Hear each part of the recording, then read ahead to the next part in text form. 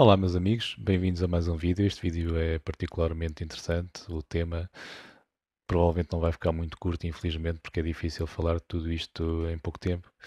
Mas fala-se aqui de reset financeiro. O que é o reset financeiro? Bem, para quem tem estado atento nos últimos anos ao que se fala, digamos assim, nos meios alternativos, alguns canais do YouTube e tudo mais, eh, há um tema muito discutido que é sobre o reset financeiro. Portanto, tudo a ver com a questão de haver uma dívida pública muito grande em todos os países. Os Estados Unidos têm uma dívida pública estrondosa. Creio que cada americano, quando nasce, tem uma dívida de 100 mil euros ou 100 mil dólares. Portanto, é um valor absurdo. Em Portugal também temos uma dívida pública exageradíssima. Há quem defenda que não deve ser paga, inclusive porque houve esquemas criminosos que geraram essa dívida, como Scuts e mais umas quantas PPPs. Eu não estou a dizer se é verdade ou não, até o tempo saberemos, espero eu, espero que se faça justiça caso tenha havido crimes. A Europa também, de uma maneira geral, está endividada, alguns países, especialmente os do Sul, a Grécia, etc. Dívidas que são muito difíceis de pagar. Há muitos economistas que perdem a cabeça para pensar como é que isto vai se pagar, como é que vai ser pago. A solução do Mário Centeno, acho que é assim que ele chama o Ministro das Finanças, de reduzir portanto, a carga fiscal sobre as pessoas, tem dado resultados que eram inesperados pelas pessoas da direita que dominam o pensamento europeu e o pensamento económico que gera o mundo, FMI, etc. Já está a ser um caso de estudo, isso é notícia, ainda bem, porque parece que afinal dá resultados, as pessoas têm mais dinheiro para gastar, têm mais dinheiro para consumir. Isso é um assunto para outro vídeo. O que é que gera realmente emprego? Se é o investimento, se é o consumo. Na minha opinião, é claramente o consumo, porque sem consumo não há ninguém a querer investir e logo só o investimento é que gera emprego. Não, é o consumo que indiretamente vai gerar emprego. Isso fica para outros assuntos, para outros vídeos sobre RBI e sobre porque é que existe ou não existe emprego e tudo mais. Hoje o tema é reset financeiro, é um tema assim um bocadinho que se calhar as pessoas nunca ouviram falar e é a primeira vez que vão ouvir falar, muitos de vocês. Discute-se a ideia de acabarem com as dívidas todas. Ok, o vídeo agora ficou lento de repente. Acabarem, vou repetir aqui a ver se isto fica rápido. Acabarem com as dívidas todas de todos os países. Isso seria uma catástrofe, porque existem, por exemplo, institutos como a Segurança Social, que investiu em fundos de investimento, e se não receber, depois não vai ter dinheiro para pagar aos pensionistas, enfim. Pode parecer uma catástrofe, isso se calhar seria ali um momento bastante turbulento do mundo, mas depois resolvia o problema. Aliás, isso também podia se chamar jubileu. Há muitos, muitos anos isso acontecia no mundo, havia no tempo ainda dos romanos, salvo erro, ou antes dos romanos. Pá, de história percebo relativamente pouco, nunca me interessei muito por história, infelizmente porque a história traz cultura e enfim. Mas havia, penso que era de 7 em 7 anos ou de 9 em 9 anos havia um jubileu. Não, perdão, de 50. Era 50 anos, agora recordo porque já li bastante sobre isso. De 50 e 50 anos havia um jubileu, portanto um perdão das dívidas. Portanto havia pessoas que sei lá, não pagavam as suas dívidas e ficavam escravos, deixavam de ser escravos, enfim. Havia um perdão generalizado, o rei decretava, era um ano fantástico e a economia voltava a florescer. Isso acontecia com ciclos de 50 anos, portanto, as pessoas normalmente só sentiam isso uma vez na vida, né? Porque a duração média de vida na altura não era assim tão grande coisa como hoje. Não, as pessoas não viviam uma média de 100 anos ou de 80 e, portanto, era um evento espetacular e depois nunca mais aconteceu. Portanto, se acontecesse agora, este ano, 2017, no próximo ano, seria fantástico. Eu acho que seria fantástico, acho que seria bom, porque permitir-nos a todos começar do zero, perdoarmos dívidas uns aos outros, porque reparem que as dívidas estão, quer dizer, os americanos têm uma dívida grande externa, os alemães compraram dívida, mas depois os alemães também compraram, e os franceses compraram dívida aos americanos, e nós também, portanto há uma dívida assim toda um bocado misturada, e se formos fazer bem as contas, se todos perdoássemos a dívida a todos, pronto, começávamos todos do zero. Pois a crítica maior que eu ouvi a isto é realmente a seguinte: é que as pessoas dizem assim, mas quem poupou, quem não se meteu em dívidas, seria penalizado. Aqueles que pouparam seriam prejudicados, porque os outros que se endividaram, portanto, portaram-se mal, compraram mais coisas do que deviam, endividaram-se mais do que podiam, esses seriam beneficiados de um perdão, porque as pessoas também deixariam de pagar a casa que estão a pagar ao banco, enfim, todos os créditos ao consumo, tudo isso iria, à partida, iria à vida. Portanto, ser um perdão de dívida mundial, teria que ser para toda a gente, não só para os governos. Parece-me interessante o conceito. Acho que sou capaz de o defender, enquanto se fosse um referente sobre isso, provavelmente iria votar que sim. Acho é que depois tinham que ser feitas outras regras, nomeadamente os governos deixarem de se endividar. Acho isso uma patetice. Os governos podem imprimir moeda, podem cobrar impostos, endividam-se para quê? Para ganhar eleições, não é? Porque não há dinheiro, então em vez de planearem e cobrar impostos hoje para gastar amanhã, fazem ao contrário, gastam hoje o que não têm e depois amanhã logo se vê. As empresas e famílias ainda percebo isso, porque não podem imprimir dinheiro, não podem não emitir dívida, embora as empresas até possam, prontos, mas não podem imprimir é dinheiro. As empresas não podem imprimir dinheiro, podem emitir dívida, ações, pronto, conseguem ter uma maior flexibilidade, mas as pessoas não. Crédito ao consumo acho que deviam ser proibidos, na minha opinião, acusem-me de ser de esquerda ou de direita, não sei quem é que defende isso, se há alguém que defende isso. Eu acho que crédito ao consumo é uma estupidez que existe. Taxas de 20% e as pessoas vão para ir de férias, vão se endividar. Se não têm dinheiro, pá, não vão de férias, fiquem em casa. Têm na mesma tempo para descansar, juntem para no ano a seguir irem, acho que, irem de férias, acho que faz sentido. E pronto. Reset financeiro, se calhar nunca vai acontecer, voltando ao tema, se calhar nunca vai acontecer, porque é preciso uma conjugação de vontades, ou então será à bruta, basicamente um país dizer ok, eu não pago, acabou, depois isso gera um efeito dominó, e depois como ninguém consegue pagar uns aos outros, então faz um reset à bruta. Isso pode acontecer, eventualmente, pode disparar também uma guerra, ou não, espero que não aconteça, aliás acredito que não vai acontecer, as pessoas, ninguém quer uma guerra agora. Uma guerra mundial seria o fim do mundo, porque ninguém ganharia nada com isso. Né? Vários países estão armados nuclearmente e, portanto, seria um desastre para os americanos, para os russos, para os chineses. Pá, ninguém ganha com isso. Há uns anos atrás ganharam a Segunda Guerra Mundial com uma bomba nuclear ou duas, mas agora não. Agora seria o fim da brincadeira toda. Mesmo que o Trump pode ser isto ou aquilo, mas também não é estúpido. Também não vai fazer isso, na minha opinião. Acho que ele pode ser muita coisa, mas não, estúpido não é. Ou pode ser estúpido, mas não é parvo, enfim. Qualquer coisa desse género. Portanto, como é que vai acontecer o reset financeiro, na minha opinião? Isto é uma opinião minha, ok? Não li isto em lado nenhum. Eu acho que o reset financeiro já está a acontecer. Está a acontecer agora mesmo, hoje, ontem, já aconteceu. E acontece através das criptomoedas. É verdade. As criptomoedas estão a fazer reset financeiro. Como? Através de uma coisa fantástica, que eu não sei se é o Bloco de Esquerda, se é o Partido Comunista que defende, é capaz de ser o Bloco de Esquerda, que é a redistribuição da riqueza, dos ricos para os pobres.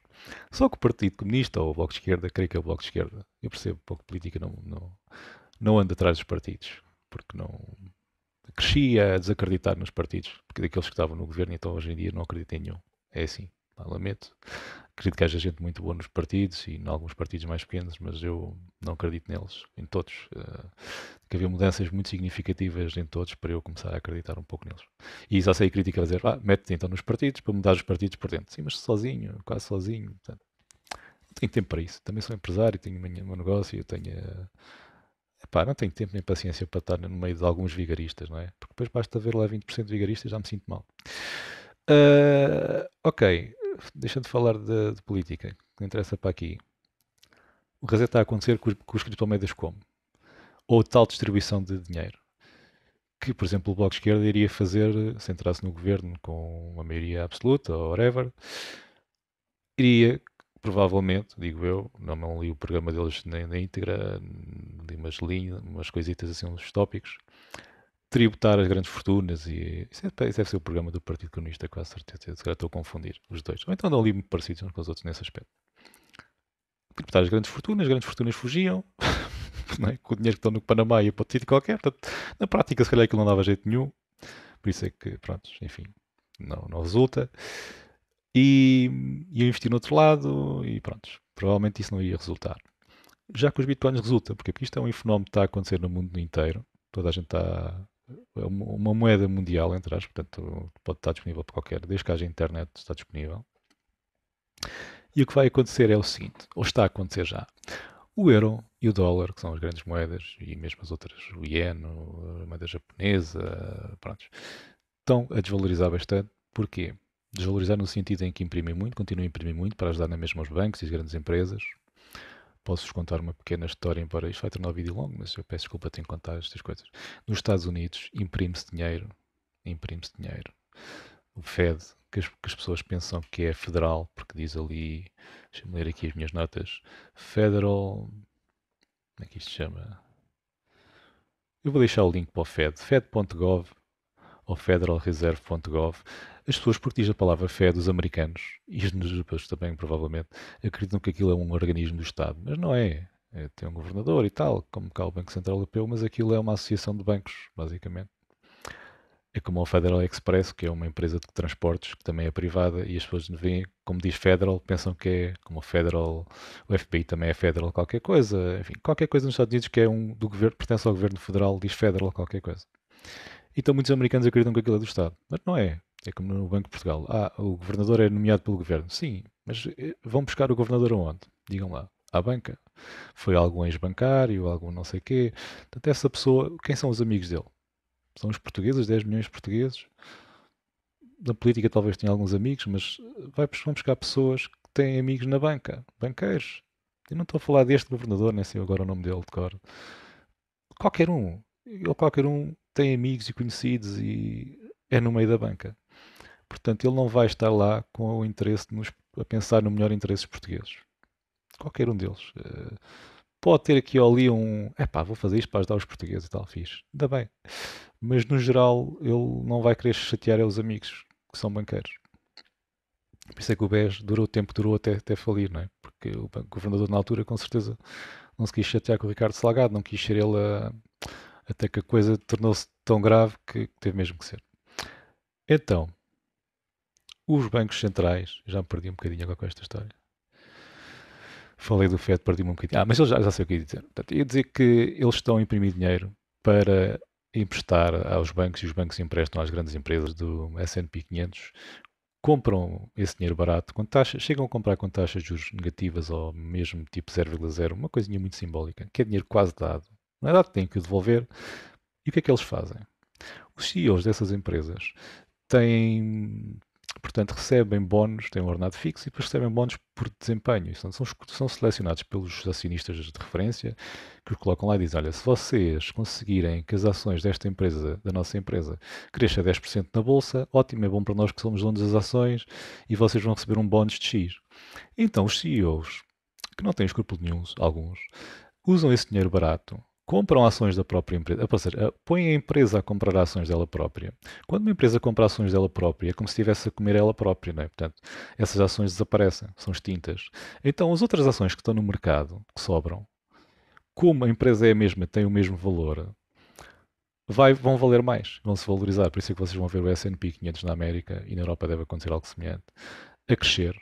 Crescer é para ali, no gráfico, não é? Para ali, crescer.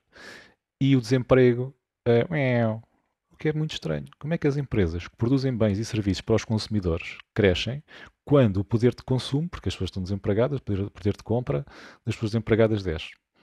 Isto economicamente está aí qualquer coisa que está muito mal explicada. Eu também não sou economista, posso ser um burro nessas coisas, mas na minha opinião a explicação está aí.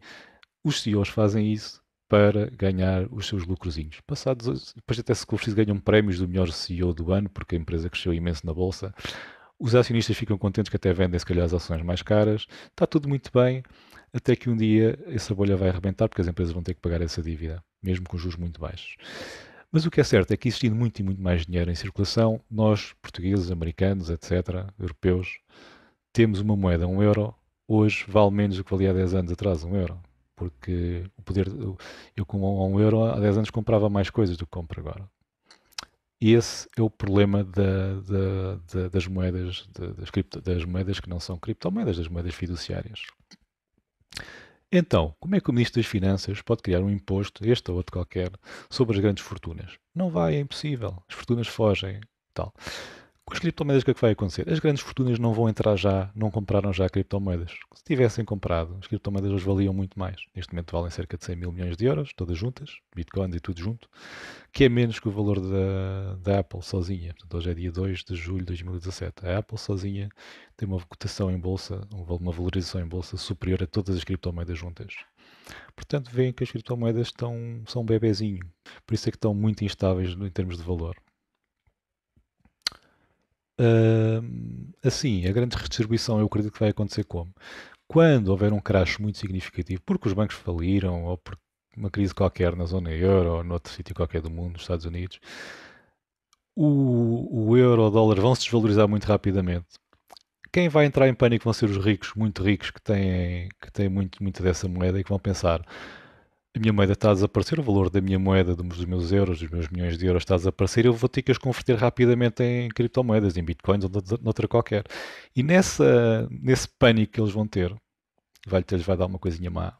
Espero que eles não vejam isto já, se não começam a investir já. Espero que sejam mesmo os últimos a investir, a fazer a troca de moedas fiduciárias por criptomoedas.